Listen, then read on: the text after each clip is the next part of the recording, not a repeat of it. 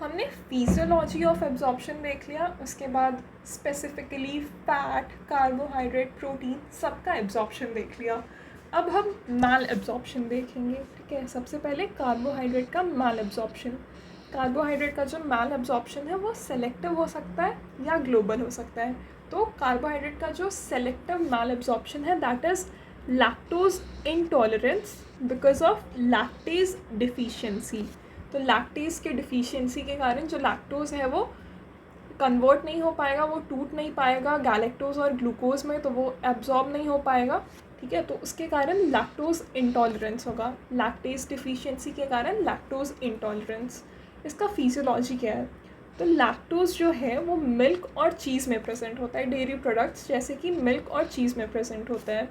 ठीक है, now this lactose is converted to glucose and galactose by which enzyme? Lactase.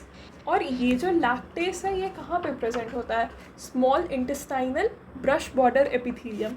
जितने भी डाइसैकेराइडेजेस थे जैसे कि लैक्टेज, माल्टेज, सुक्रेज, ट्रिहलेज, ये सब स्मॉल इंटेस्टाइन के ब्रश बॉर्डर में प्रेजेंट होते हैं। ठीक है, तो नॉर्मली जो लैक्टेज होता है बॉडी में वो लैक्टोज को ग्लूकोज और गैलेक्टोज में चेंज कर देगा, और ये प्रेजेंट होता है स्मॉल इंटेस्टाइन के ब्रश बॉर्डर में। अब यहाँ पे क्या होता है? लैक्टेज डिफिशियंसी जो है वो कॉन्जेनाइटल हो सकता है या एक्वायर्ड हो सकता है। कॉन्जेनाइटल होगा मतलब ऑटोसोमल रिसेसिव है। It means complete absence of the enzyme since birth. Congenital जो है वो बर्थ से होगा। एक्वायर्ड में क्या होगा? एंजाइम का एक्टिविटी कम हो जाएगा। एक्वायर्ड जो है वो प्राइमरी हो सकता है या सेकेंडरी हो सकता है। प्राइमरी मतलब जेनेटिक डिफेक्ट है बट वो अडल्टहुड में अडल्टहुड में मिल रहा है। ठीक है, अगर बचपन से है तो वो कॉन्जेनाइटल हो गया। ठीक है, कॉन्जेनाइटल हो गया मतलब सिंस बर्थ। और अगर जेनेटिक डिफेक्ट के कारण, एलील पर्सिस्टेंस के कारण अडल्ट में लैक्टेज डिफिशियंसी मिल रहा है, then that is known as primary acquired. Secondary acquired मतलब बिकॉज ऑफ इन्फेक्शन और इरिटेबल बावल सिंड्रोम। इन्फेक्शन या इरिटेबल बावल सिंड्रोम में भी लैक्टोज इंटॉलरेंस होता है। तो लैक्टोज इंटॉलरेंस लैक्टेज डिफिशियंसी के कारण होता है। लैक्टोज जो है वो डेयरी प्रोडक्ट्स जैसे कि मिल्क, चीज़ में प्रेजेंट होते हैं। लैक्टेज जो है उसको ग्लूकोज और गैलेक्टोज में कन्वर्ट कर देता है। ईटियोलॉजी है ऑटोसोमल रिसेसिव हो सकता है। ठीक है, कॉन्जेनाइटल होगा तो ऑटोसोमल रिसेसिव होगा मतलब complete absence of the enzyme since birth. Acquired जो है वो प्राइमरी हो सकता है या सेकेंडरी हो सकता है। प्राइमरी मतलब जेनेटिक डिफेक्ट है बट वो अडल्टहुड में मैनिफेस्ट हो रहा है because of allele persistence. Secondary है, ठीक है, सेकेंडरी मतलब बिकॉज ऑफ अ इन्फेक्शन और irritable bowel syndrome. Pathogenesis of lactase deficiency. तो जो लैक्टेज डिफिशियंसी होगा तो लैक्टोज जो है वो अनएब्जॉर्ब्ड रहेगा। ठीक है, अब ये जो अनडाइजेस्टेड कार्बोहाइड्रेट है, जो अनडाइजेस्टेड लैक्टोज है, ठीक है, ये कोलोन पहुंच जाएगा क्योंकि ये एब्जॉर्ब नहीं हो रहा है, तो ये अनएब्जॉर्ब्ड वे में कोलोन पहुंच गया। मतलब कोलोन में there is too much of unabsorbed carbohydrate. अगर कार्बोहाइड्रेट एब्जॉर्ब नहीं होगा तो कोलोन में बहुत ज़्यादा अनएब्जॉर्ब्ड कार्बोहाइड्रेट होगा। These unabsorbed carbohydrate will be fermented by the colonic bacteria. Colon में कौन कौन से बैक्टीरिया है? तो बैक्टीरोइड्स फ्रेजालिस हो गए। ठीक है, बैक्टीरोइड्स फ्रेजालिस, बाइफिडोबैक्टीरिया और लैक्टोबैसिलस। तो कोलोन में ये बैक्टीरिया प्रेजेंट है, बाइफिडोबैक्टीरिया, लैक्टोबैसिलस और बैक्टीरोइड्स फ्रेजालिस,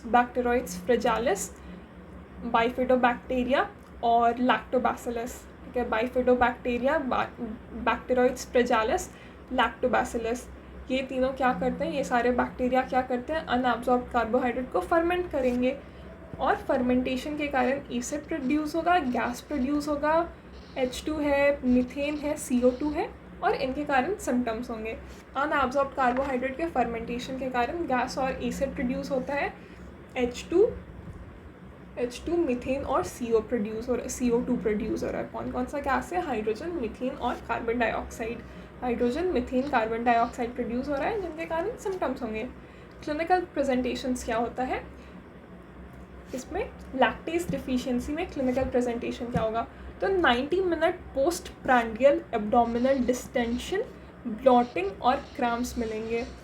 post prandial 90 minutes post prandial abdominal bloating, abdominal cramps और abdominal distension. 90 minute post prandial abdominal distension, abdominal cramps and abdominal bloating, ठीक है। और चिल्ड्रन में डाइपर डर्मेटाइटिस मिलता है, ठीक है। चिल्ड्रन में क्या मिलता है, डाइपर डर्मेटाइटिस, ठीक है। चिल्ड्रन में मिलता है डाइपर डर्मेटाइटिस। ये क्यों होगा, बिकॉज जब अनएब्जॉर्ब कार्बोहाइड्रेट का फर्मेंटेशन हो रहा था तो एसिड प्रोड्यूस हो रहा था। एसिड प्रोडक्शन के कारण जो पीएच है वो कम हो जाएगा, एसिडिक पीएच होगा। तो एसिडिक पीएच के कारण डाइपर डर्मेटाइटिस होता है, ठीक है। और ये बच्चों में मिलता है।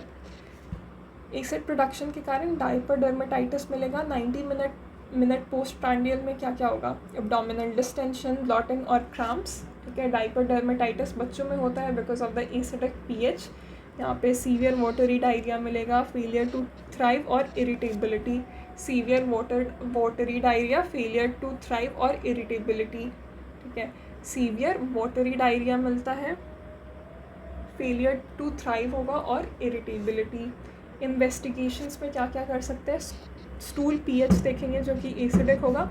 अनअब्जॉर्ब्ड कार्बोहाइड्रेट का फर्मेंटेशन होता है तो एसिड प्रोड्यूस होता है जिसके कारण जो स्टूल पीएच है वो एसिडिक होगा। या हम लैक्टोज हाइड्रोजन ब्रेथ टेस्ट कर सकते हैं। लैक्टोज हाइड्रोजन ब्रेथ टेस्ट का प्रिंसिपल क्या है कि जब एक्सेस लैक्टोज है कोलोन में तो कोलोन का बैक्टीरिया उसको फर्मेंट करेगा जिसके कारण हाइड्रोजन प्रोड्यूस होगा। फर्मेंटेशन के कारण हाइड्रोजन प्रोड्यूस होगा, मिथेन प्रोड्यूस होगा, मिथेन और हाइड्रोजन एब्जॉर्ब्ड हो जाएगा and that will be tested on breath. तो अगर H2 इज़ ग्रेटर देन 20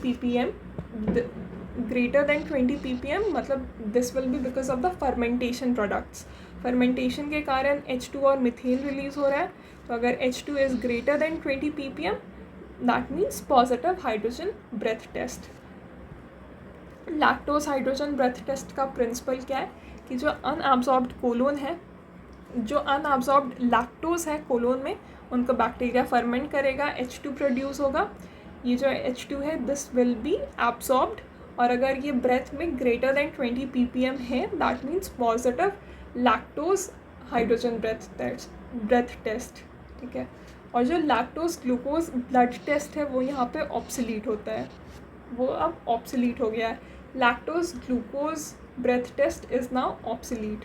हम क्या कर सकते हैं, स्टूल पीएच देख सकते हैं जो कि एसिडिक होगा। लैक्टोज हाइड्रोजन ब्रेथ टेस्ट कर सकते हैं, ठीक है, बिकॉज फर्मेंटेशन के कारण हाइड्रोजन प्रोड्यूस होता है and that will be tested on the breath, ठीक है। इसका मैनेजमेंट क्या होगा, डाइट्री कंट्रोल दो, लैक्टोज जितना हो सके लिमिट करो, ठीक है। मतलब मिल्क मत दो, चीज़ मत दो। तो अगर लैक्टोज को लिमिट करेंगे तो डाइट्री कंट्रोल होगा तो the disease will be well managed.